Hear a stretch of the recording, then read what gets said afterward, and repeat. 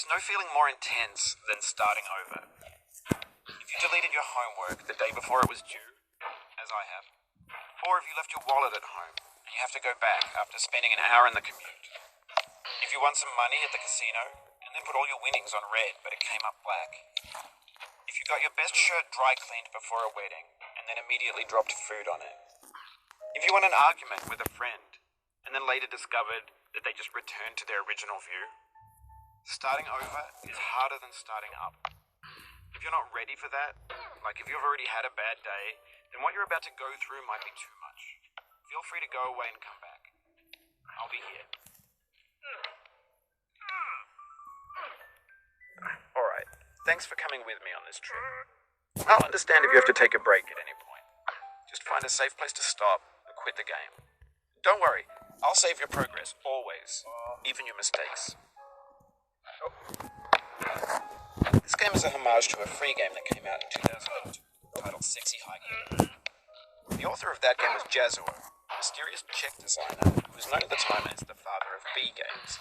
And B games are rough assemblages of found objects. Designers slap them together very quickly and freely, and they're often too rough and unfriendly to gain much of a following. They're built more for the joy of building them than as polished products. In a certain way, Sexy Hiking is the perfect embodiment of a B game.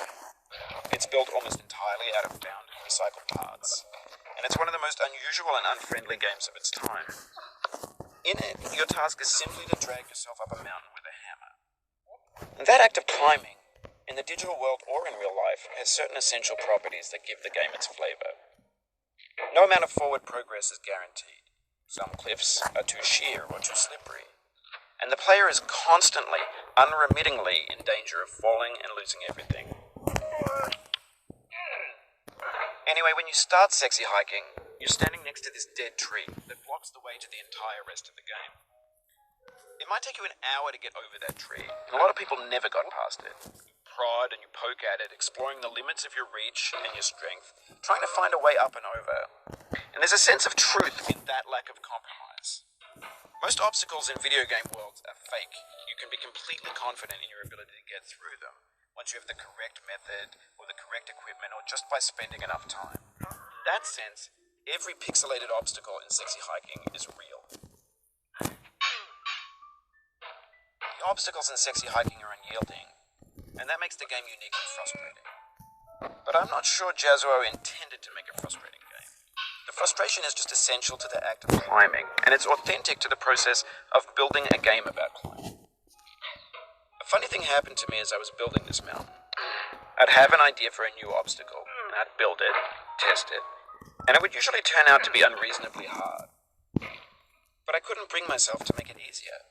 It already felt like my inability to get past a new obstacle was my fault as a player rather than as a builder.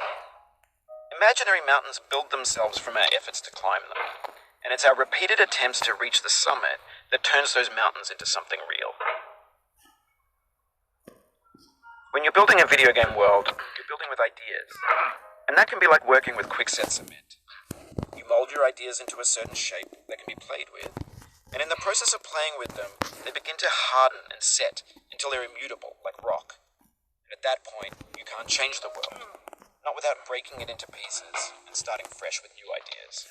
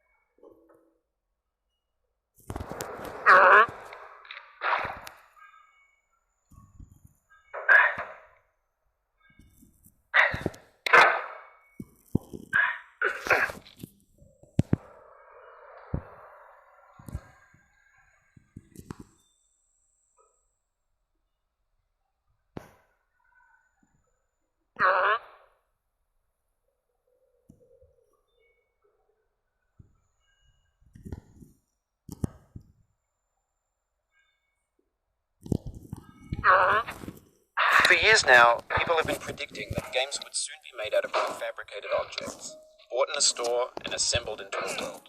For the most part, that hasn't happened, because the objects in the stores are trash. I don't mean they look bad or that they're badly made, although a lot of them are. I mean they're trash in the way that food becomes trash as soon as you put it in the sink. Things are made to be consumed and used in a certain context, and once the moment is gone, they transform into garbage. In the context of technology, those moments pass by in seconds. Over time, we've poured more and more refuse into this vast digital landfill that we call the internet. It now vastly outnumbers and outweighs the things that are fresh and untainted and unused. When everything around us is cultural trash, trash becomes the new medium, the lingua franca of the digital age. And you can build culture out of trash, but only trash culture. Be games, be movies, be music, be philosophy.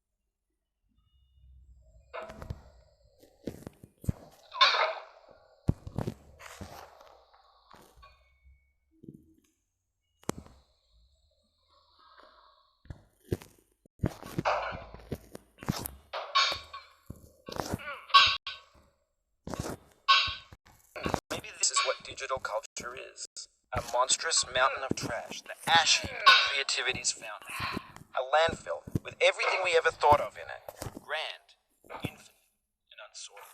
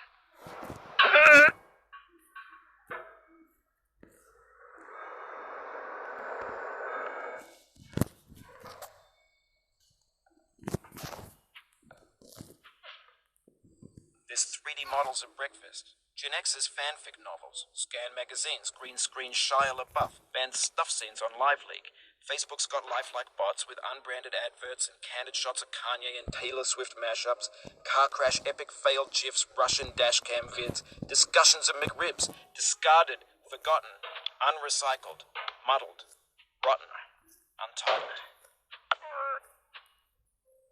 everything's fresh for about 6 seconds, until some newer thing beckons, and we hit refresh.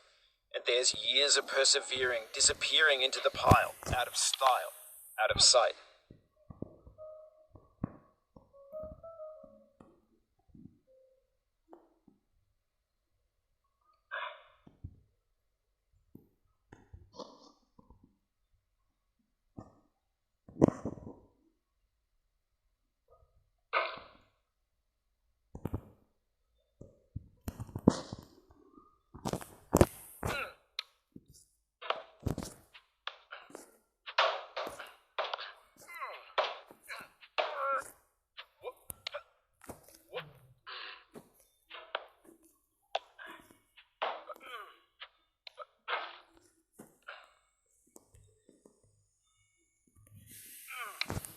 Oh, you just lost a lot of progress. That's a deep frustration, a real punch in the gut.